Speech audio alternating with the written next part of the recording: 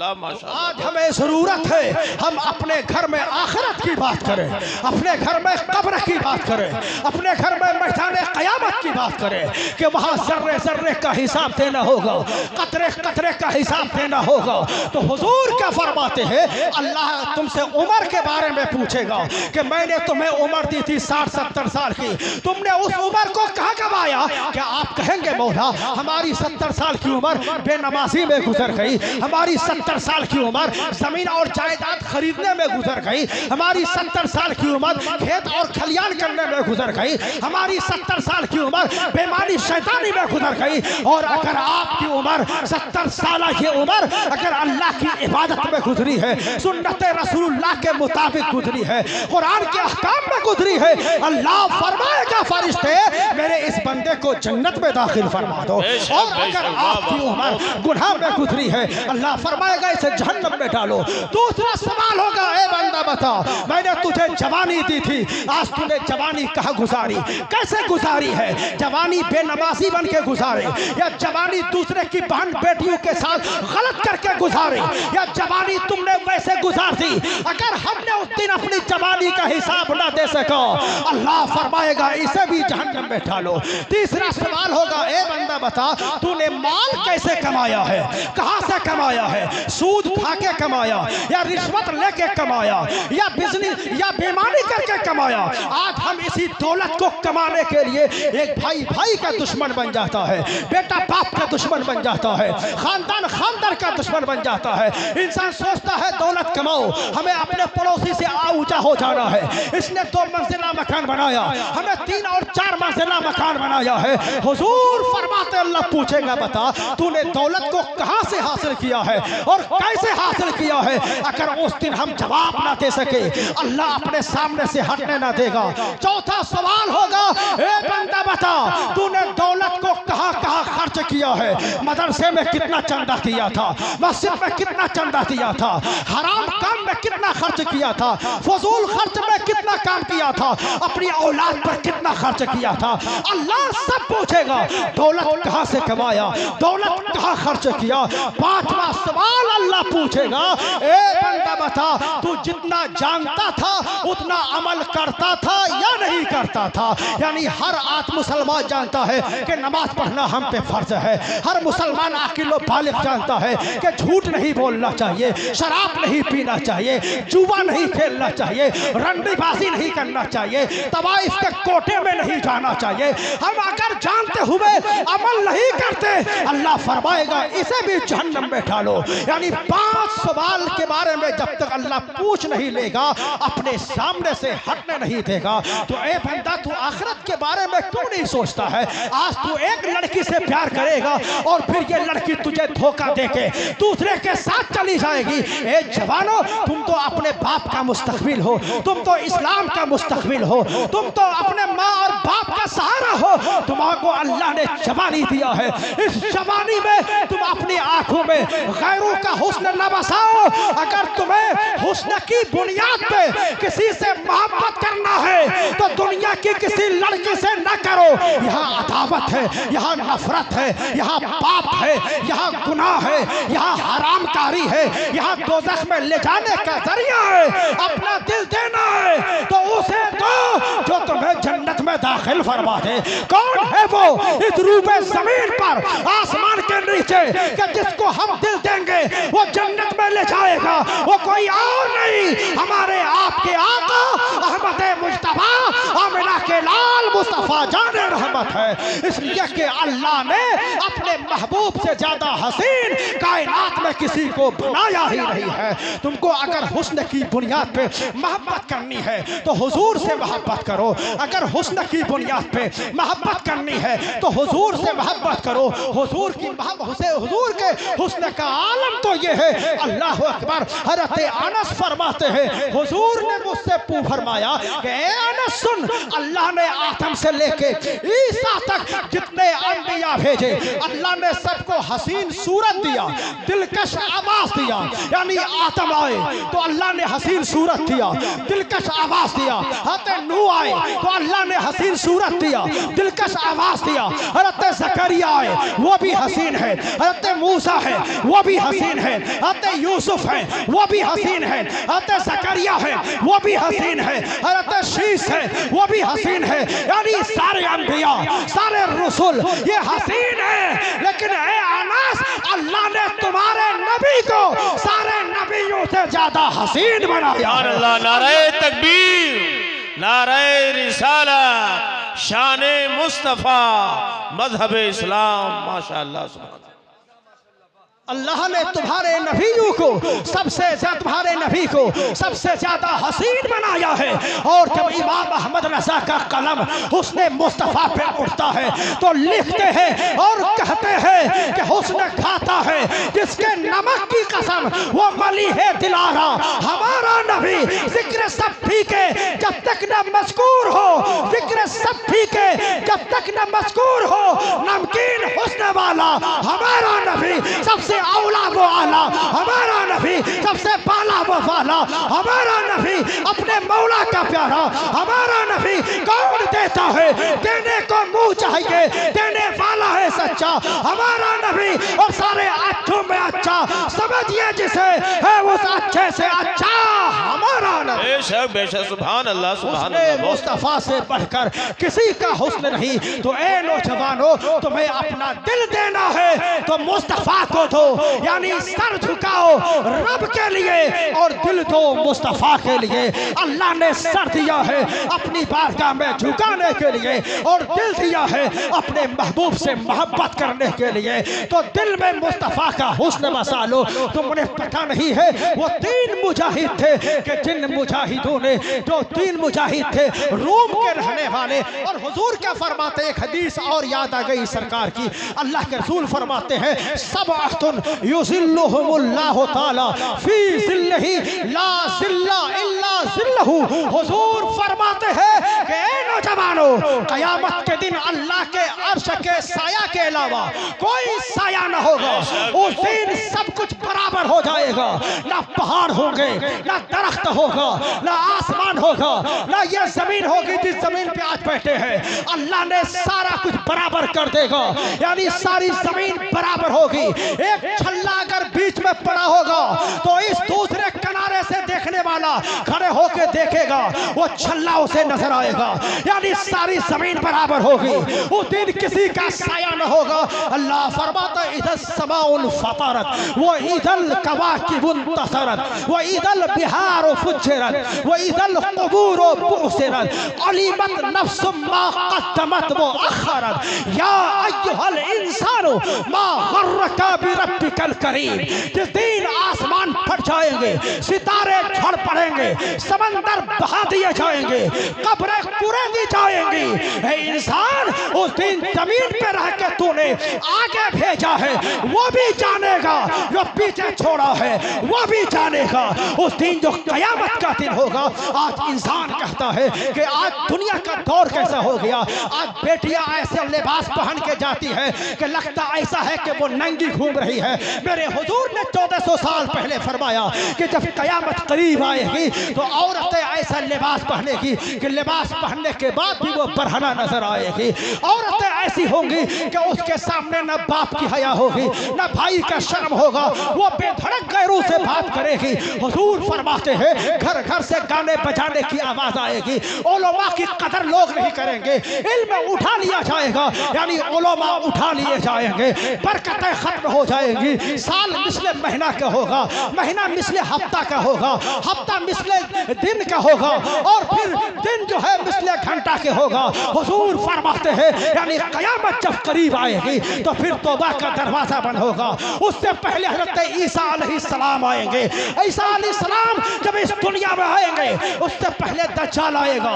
हज़रत ईसा अलैहिस्सलाम की सांस की खुशबू से दज्जाल ऐसे पिघलेगा जैसे पानी में नमक घुलता है। हज़रत ईसा दज्जाल को मारेंगे। हज़रत ईसा अलैहिस्सलाम 40 साल हुकूमत करेंगे।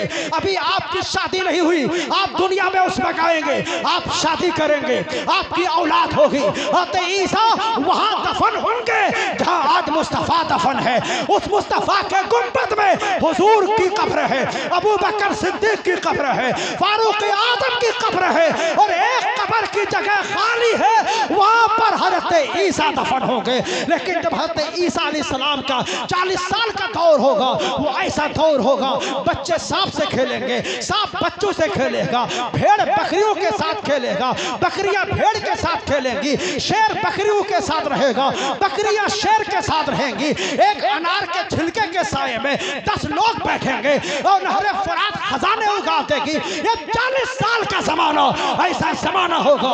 उस वक्त सब मोमिन होंगे, ना कोई रास्ती होगा, ना कादियानी होगा, ना चकरालवी होगा, ना बदअकीदा होगा। मुस्तफा फरमाते हैं एक जमात जमात अहले सुन्नत होगी, एक मसलक मसलक अहले सुन्नत का होगा। वो कयामत का वक्त होगा, वो 40 साल का दौर होगा। तो हजरात उस कयामत की हमारे पास तैयारियां क्या है? लेकिन आज जो लोग हमें मारते हैं, आपने सुना होगा कि फलस्तीन पे जो मुसलमानों पर जुल्म हो रहा है, ये यहूद और नसारा मुसलमानों को मार रहे हैं। लेकिन जब वो 40 साल दौर हज़रत ईसा का आएगा तो हुजूर फरमाते हैं ये सब यहूद और नसारा कलमा पढ़ के मुसलमान हो जाएंगे। और अगर वो न पढ़ेंगे, वो छुपेंगे दरख्तों की आड़ में, जंगल और झाड़ियों में, तो जंगल वहां से आवाज देगा, ए मुसलमान यहाँ पे नसरानी छुपा है, आओ उसे यहाँ मार जा। दरख्त आवाज देगा, ए मुसलमान यहाँ यहूदी छुपा है, उसे यहाँ मार जा। आखिर में जब तक मुसलमान रहेगा कयामत नहीं आएगी। और जिस दिन पूरी दुनिया में एक भी कलमा पढ़ने वाला न रहेगा, उसी दिन कयामत कायम हो जाएगी। इसलिए लोगों, तुम दुनिया वालों की धमकियों से न डरो, हमें कोई मिटा नहीं सकता। हम हैं तो दुनिया रहेगी। जिस दिन हम ना रहेंगे, ना ये जमीन रहेगी, ना आसमान रहेगा, ना चांद रहेगा, ना सूरज रहेगा, ना सितारे रहेंगे, कोई ना रहेगा। इसलिए कि मुसलमान है तो दुनिया है। जिस दिन कलमा पढ़ने वाला एक भी ना होगा, तो उसी दिन अल्लाह ताला इसराफील को हुक्म देगा, ए इसराफील सूर फूको, उसी दिन दुनिया तबाह व बर्बाद हो जाएगी। लेकिन मुसलमानों, ये इम्तिहानात है हमारे लिए, ये आजमाइश है, ये इब्तिला है। अल्लाह हमारे दिलो दिमाग को झंझोड़ रहा है। हुजूर क्या फरमाते हैं, कयामत के दिन अर्श के साया के अलावा, अल्लाह के अर्श के साया के अलावा किसी का साया न होगा। लेकिन ऐसे लोगों को 7 जवान ऐसे हैं, 7 लोग ऐसे हैं जिसे कयामत के दिन अल्लाह अपने अर्श का साया नसीब फरमाएगा। वो 7 लोग कौन होंगे? हुजूर फरमाते हैं एक वो होगा जो इमाम आदिल होगा, यानी हाकिम जो होगा वो इंसाफवर हाकिम होगा, मुनसिफ हाकिम होगा, सच्चा इंसाफ करने वाला हाकिम होगा। आज तो अजीब आलमिया है साहब, अगर पंचायत का वार्ड मेंबर भी है वो भी सोचता है मुसलमानों का खून चूस ले। एक मुखिया है, प्रधान है, वो भी सोचता है जितना भी फंड आता है गरीबों के नाम पे उसे हम खा ले। और अगर कोई पंचायत करने आए तो वो दूध का दूध नहीं करता, वो जाके खानदान का लिहाज करता है, रिश्तेदारी का लिहाज करता है, वो अपने पड़ोसी का लिहाज करता है। तू कैसा मुसलमान है? तेरे नबी ने 1400 साल पहले क्या कहा? कबीले कुरैश की एक औरत ने चोरी किया और तमाम खानदान वालों ने मिलाया कि जब ये चोरी किया है इसका हाथ काटा जाएगा, इसको सजा दी जाएगी। तो सबने मशवरा किया कि चलो हज़रत ज़ैद के बेटे ओसामा के पास चलते हैं, उनकी बात हुजूर मानेंगे, इनको सजा नहीं मिलेगी। सारे लोग ओसामा के पास आए, कहा कि हुजूर से सिफारिश कर दो ताकि इस औरत का हाथ कटने से बचाए। वो आए, मेरे नबी से अभी कुछ कहा नहीं था, हुजूर ने दिल की बात जान ली, कहा कि जिस काम के लिए आए हो वो काम मैं ना करूंगा। और कान खोल कर सुनो कि अगर चोरी करने वाली मेरी बेटी फातिमा भी होती तो मैं अपनी बेटी फातिमा का हाथ काट देता। बेशक बेशक बेशक। ये इंसाफ है मुस्तफा का, ये अदल है मुस्तफा का, ये कानून है मुस्तफा का। इसलिए आज दुनिया कहती है कि अगर तुम्हें दुनिया में आराम चाहिए, दुनिया में सुकून चाहिए, दुनिया में जुल्म का खात्मा करना है, तुम किसी और बादशाह का कानून नाफिज न करो, मुस्तफा का कानून नाफिज कर दो, दुनिया से जुल्म का खात्मा हो जाएगा। तो हज़रात ये मुस्तफ़ा जाने रहमत का कानून है। हुजूर क्या फरमाते हैं, जो इमाम आदिल होगा अल्लाह ताला उसे क़यामत के दिन अर्श का साया नसीब फरमाएगा। और दूसरा जवान होगा, मुस्तफ़ा इरशाद फरमाते हैं, दूसरा वो जवान होगा कि वो रजूलुन क़ल्बुहु मुअल्लक़ुन फिल मसाजिद। हुजूर फरमाते हैं वो मर्द जो फजर की नमाज पढ़ के अपना घर जाए, ज़ोहर की नमाज पढ़ने मस्जिद में आए। आज हम लोग क्या करते हैं, फजर की नमाज में सोते हैं, यानी 2 बजे 12-1 बजे रात तक हमारा जवान मोबाइल चलाएगा, फेसबुक चलाएगा, लड़कियों से बात करेगा, इंस्टाग्राम खेलेगा, फेसबुक चलाएगा, व्हाट्सएप चलाएगा। जब अल्लाह की नीमत की तकसीम का वक्त आता है तो हमारा मुसलमान बेटा कुत्तों की तरह सोता है, इसलिए कि रात भर कुत्ते जागते हैं, जब सहरी का वक्त आता है तो कुत्ते सो जाते हैं। ए मुसलमानों, तुम्हारा काम उस 4 बजे रात सोना नहीं। मुस्तफ़ा फरमाते हैं कि ईशा की नमाज पढ़ो, जल्दी सो जाओ। जब रात को 2-3 बजे तुम्हारी आंख खुल जाए तो वजू करो, नमाज तहज्जुद पढ़ लो, फिर अल्लाह से दुआ करो, इसलिए कि अल्लाह रात के आखिर हिस्सा में हर रात आसमान अव्वल पे अपनी तजल्ली का ज़ुहूर फरमाता है और बंदे से कहता है, ए बंदा तू मांग। उससे क्या मांगता है? अगर रोजी चाहता है मैं देने को तैयार हूँ, अगर मग़फ़िरत चाहता है मैं देने को तैयार हूँ, अगर औलाद चाहिए मैं देने को तैयार हूँ, अगर सरदारी चाहिए मैं देने को तैयार हूँ। अगर जो मग़फ़िरत चाहता है अल्लाह उसके गुनाह को माफ फरमा देता है। मुसलमानों, ये रात का आखिर हिस्सा सोने के लिए नहीं है।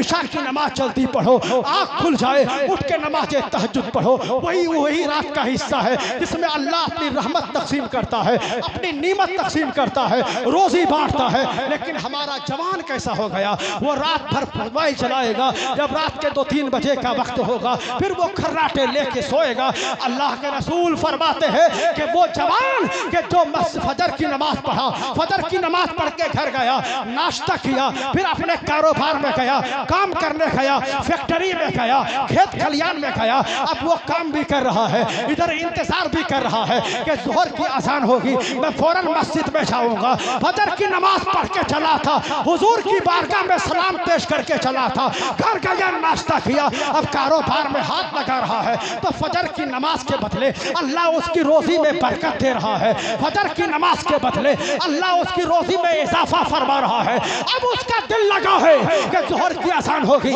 मैं जल्दी मस्जिद में जाऊंगा।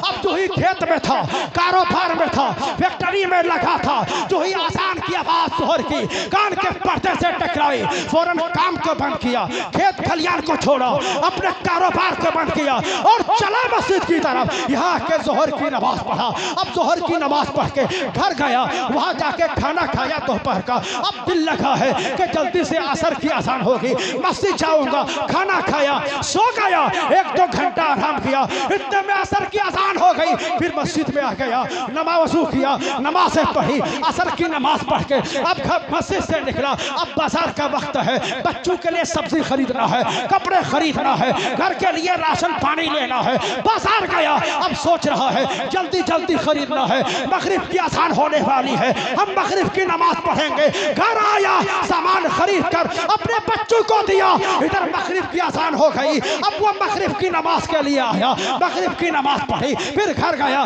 सोचा मैं खाना खाऊंगा, भूख लगी है, खाना तैयार है, खाना खाया। जब इशा की अज़ान होगी जल्दी से मस्जिद जाऊंगा। अब इशा की अज़ान हुई, वो नमाज के लिए चला और नमाज पढ़ी तो मुस्तफ़ा फरमाते हैं कि जिसका दिल मस्जिद में लगा होगा तो क़यामत के दिन अल्लाह उसे अपने अर्श का साया अता फरमाएगा।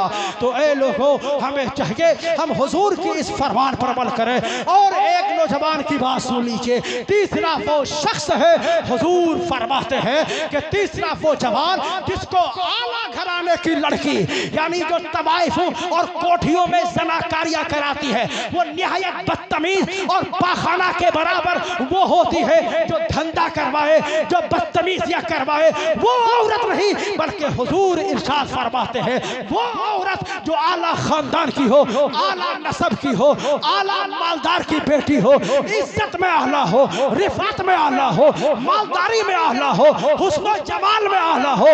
हुजूर फरमाते हैं कि ऐसी लड़की अगर किसी लड़का को दावते हुस्न दे, दावते मोहब्बत दे, दावते नजारा दे कि तू आ मुझसे मोहब्बत कर ले, मुझसे प्यार कर ले, मेरे सीने से लग जा, मुझे अपना दिल दे दे और तखलिया में आ, मुझसे ज़िना कर ले, मेरी प्यास बुझा दे। और वो नौजवान कहे फ़क़ाला अख़ाफ़ुल्लाह, वो कहे कि नहीं नहीं मैं तेरे हुस्न का दीवाना नहीं, मैं तुझसे गलत नहीं कर सकता, मैं तो अल्लाह से डरता हूँ, उसको ठोकर मार दे। मुस्तफ़ा फरमाते हैं ऐसे जवान को अल्लाह क़यामत के दिन अर्श का साया नसीब फरमाएगा। तो ए जवानों, आज तुम जो दुनिया की लड़कियों के चक्कर में अपनी जवानी को बर्बाद कर रहे हो, अपनी उम्र को साये कर रहे हो, ये तुम्हारा कोई काम का नहीं है, बल्कि अल्लाह ने जवानी दी है बाप की खिदमत के लिए, अल्लाह ने जवानी दी है माँ की खिदमत के लिए, अल्लाह ने जवानी दी है अपनी इबादत के लिए। तो तू अपने माँ बाप की खिदमत कर, इस जवानी को बचा के रख। तो हुजूर फरमाते हैं इमाम आदिल, जो इमाम आदिल हो अल्लाह उसे अर्श का साया नसीब फरमाएगा। वो जवान जिसका दिल मस्जिद में लगा हो अल्लाह उसे अर्श का साया नसीब फरमाएगा।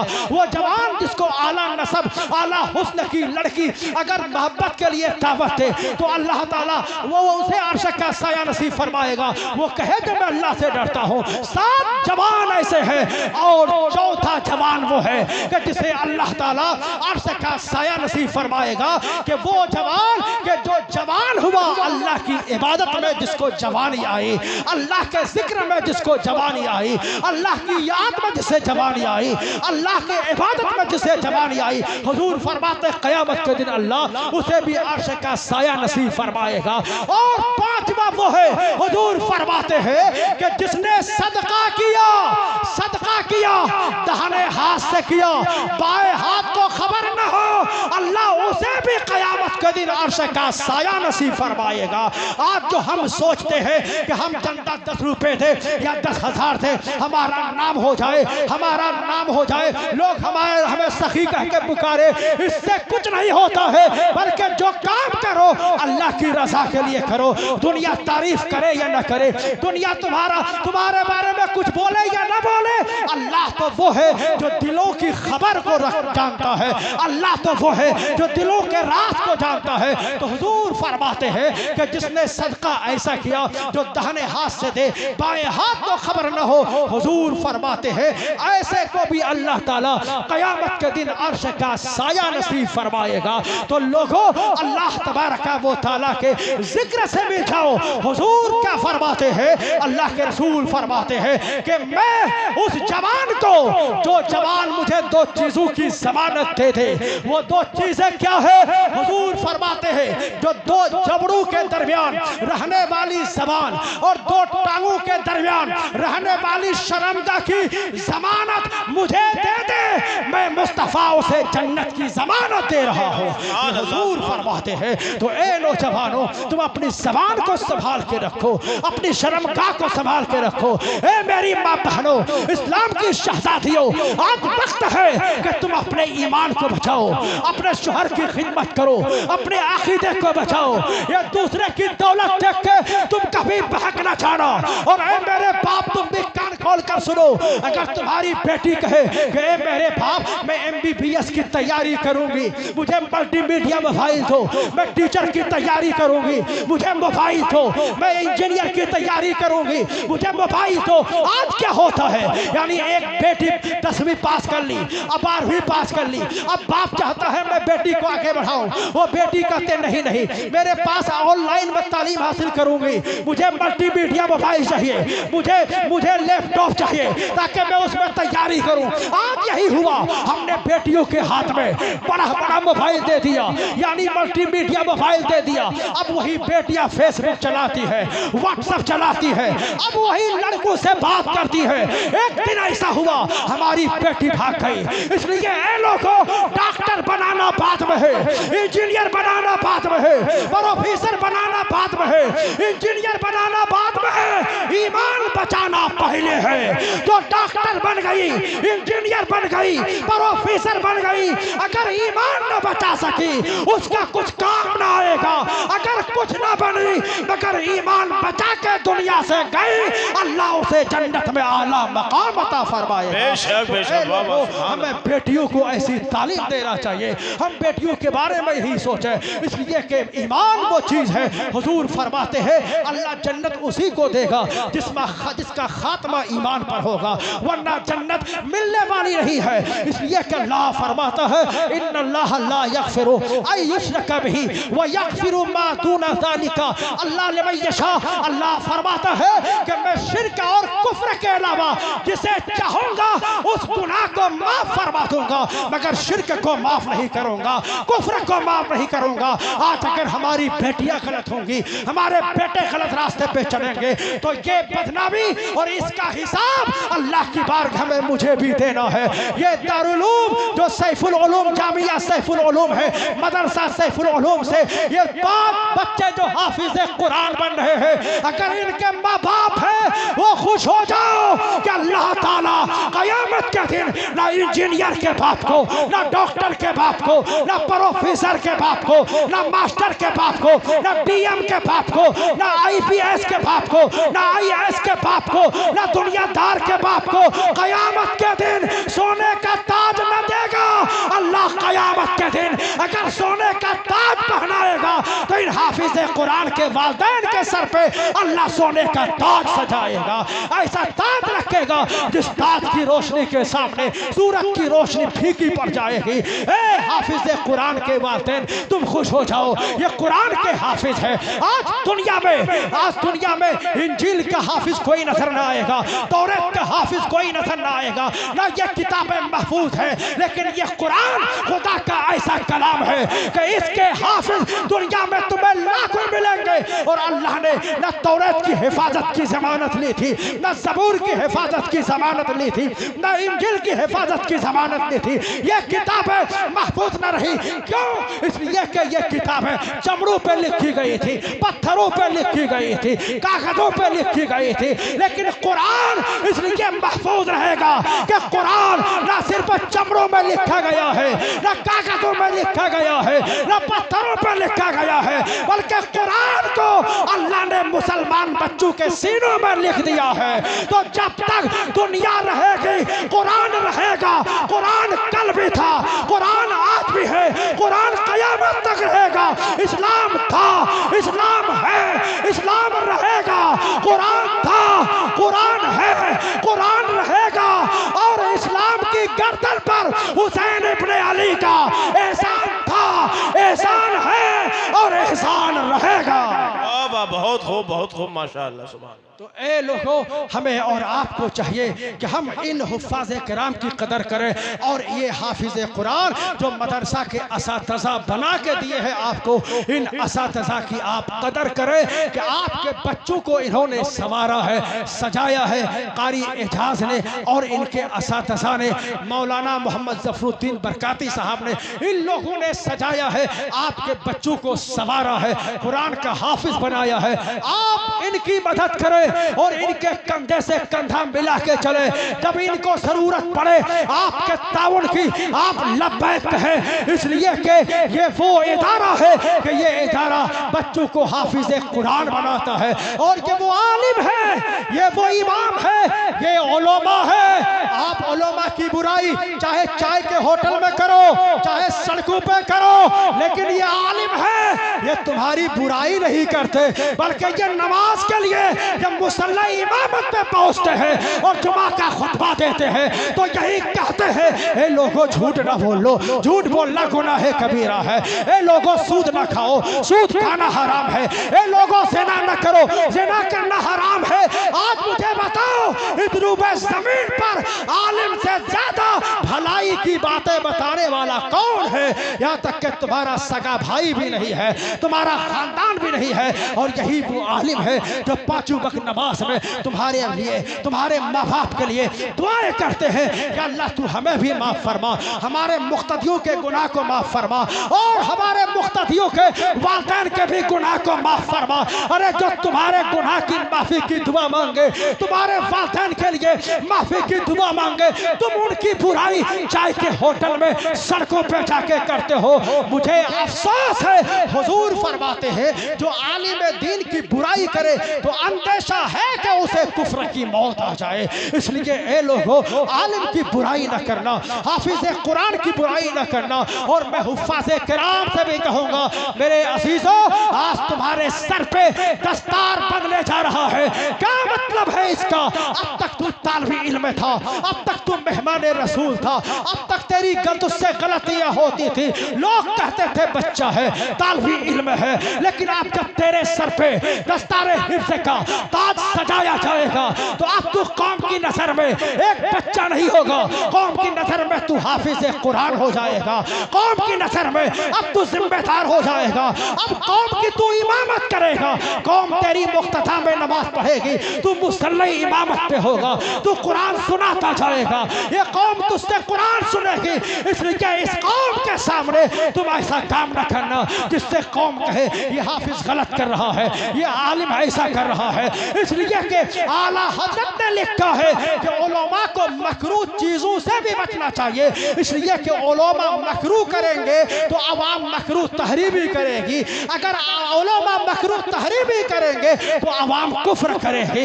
इसलिए हमें ऐसी चीजों से बचना चाहिए। अल्लाह तबारक व तआला कुरान में फरमाता है, क़द अफ़लहल मुमिनून, कामयाब हो गए। कौन कामयाब हुआ? क्या जमींदार, क्या पत्नीदार, क्या ठेकेदार?